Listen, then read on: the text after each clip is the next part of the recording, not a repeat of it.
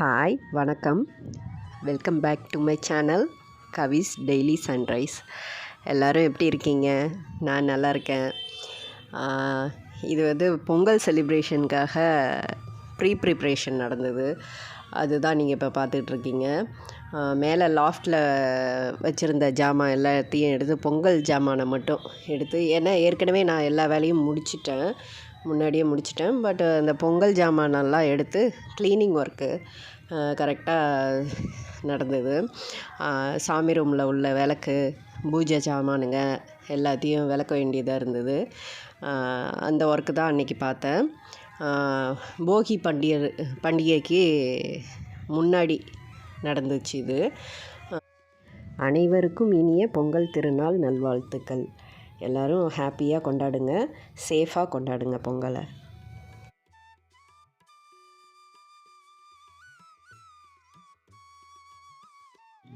எல்லாத்தையும் நமக்கு பளிச்சுன்னு விளக்க முடியலன்னாலும் ஏதோ ஓரளவுக்கு நம்மளால் முடிஞ்சதை நம்ம அன்றைக்கி செய்ய வேண்டியதாக இருந்தது.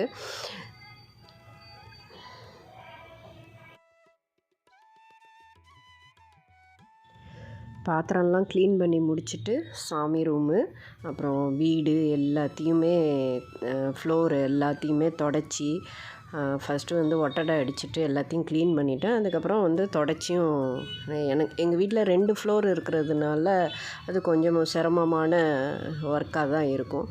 பட் மேனேஜ் பண்ணிட்டேன் எப்படியோ. அதுக்கப்புறம் அடுத்த நாள் ஈவினிங் போல் நல்லா கிளம்பிட்டு ட்ரெஸ் பண்ணிவிட்டு போகி கொண்டாடலாம் அப்படின்னுட்டு. போகி தானே நமக்கு ஸ்டார்டிங். அதுக்கு வெண்பொங்கல், எங்கள் வீட்டிலலாம் வெண்பொங்கல் தான் ஃபஸ்ட்டு வைப்பாங்க படைக்கிறதுக்கு. அதனால் வெண்பொங்கல் ரெடி பண்ணிகிட்டு இருந்தேன். ஒரு பாத்திரத்தில் தண்ணி வச்சு அதில் பச்சரிசியை களைஞ்சிட்டு போட்டு நல்லா வேக விட்டுட்டு அந்த வெண்பொங்கலை தான் சாமிக்கு படைப்போம். சில பேர் வீட்டில் சக்கரை பொங்கல் வச்சு படைப்பாங்களாம். எங்கள் வீட்டில் வழக்கம் என்னென்னா, ஒவ்வொரு வீட்டுக்கும் ஒரு ஒரு பழக்கம் இருக்கும். அதை தான் ஃபாலோ பண்ண முடியும். அந்த மாதிரி நான் எங்கள் மாமியார் என்ன ஃபாலோ பண்ணாங்களோ அதை தான் ஃபாலோ பண்ணிகிட்ருக்கேன் இன்ன வரைக்கும். அதனால் எங்கள் வீட்டில் வழக்கம் முன்னோர்கள் செஞ்ச வழக்கம், அவங்களோட வழக்கம் என்னன்னு கேட்டிங்கன்னா வெண்பொங்கல் தான். அதை வச்சாச்சு. அதுக்கப்புறம் துள்ளு மாவுக்காக அரிசி அரைச்சேன் மிக்சியில். துள்ளு மாவு வச்சு படைப்பாங்க. பச்சரிசியை களைஞ்சிட்டு அது ஈரம் கொஞ்சம் காஞ்ச பிறகு மிக்சியில் அரைச்சிட்டு அதில் இது வெல்லம் சேர்த்துப்போம்.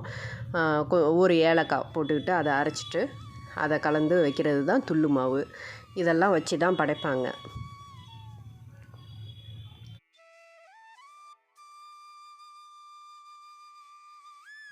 என்னோடய பிறந்த வீட்டில் போகி எல்லாம் கொண்டாடினது கிடையாது. பொங்கல் மட்டும்தான் கொண்டாடுவோம். அதெல்லாம் வழக்கம் இல்லை. ஆனால் இங்கே நான் போகி எப்படி கொண்டாடுவாங்க, என்னென்ன பண்ணுவாங்கங்கிறத எங்கள் அத்தைக்கிட்ட தான் நான் கற்றுக்கிட்டேன். அதையே நான் ஃபாலோ பண்ணவும் ஆரம்பிச்சிட்டேன். இன்னும் கிராமத்துலலாம் ரொம்ப சிறப்பாக கொண்டாடுவாங்களாம். அதெல்லாம் பார்க்கணுன்னு எனக்கு ரொம்ப ஆசை. அந்த குடுப்பினை நமக்கு கிடையாது, ஏன்னா நம்ம டவுனில் இருக்கிறதுனால.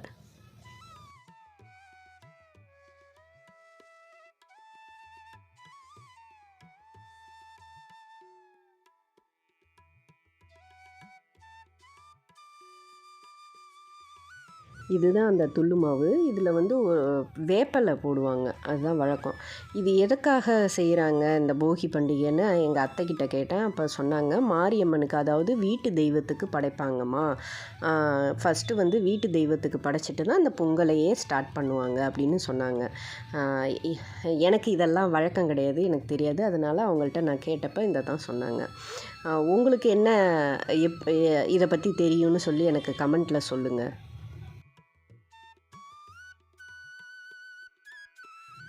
இந்த கலசத்தில் வேப்பிலை வைப்பாங்க. அது மேலே ஒரு தேங்காய் வச்சு 2 இளநீ சைடில் வைப்பாங்க. அடியில் இந்த புது நெல், அதுதான் வழக்கமாக. புது நெல்லை பரப்பி அது மேலே தான் இந்த கலசத்தை வைப்பாங்களாம். இது என்னம்மா பெரிய போகி நீ காமிச்சிட்ட, எங்களுக்கெல்லாம் தெரியாதா போகின்னா என்னென்னு கேட்கலாம். பட் தெரியாதவங்க இருப்பாங்கள்ல, அவங்களுக்காக நான் சொல்கிறது தான். எங்கள் குடும்பத்தில் என்ன வழக்கம் இருக்குது அப்படிங்கிறத நான் காமிக்கிறேன், வேறு ஒன்றுமே கிடையாது.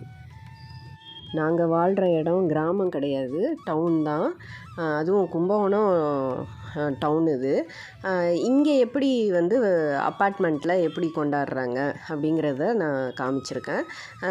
பாருங்கள், பிடிச்சிருந்தா லைக் பண்ணுங்கள், ஷேர் பண்ணுங்கள், சப்ஸ்கிரைப் பண்ணுங்கள். நன்றி, வணக்கம்.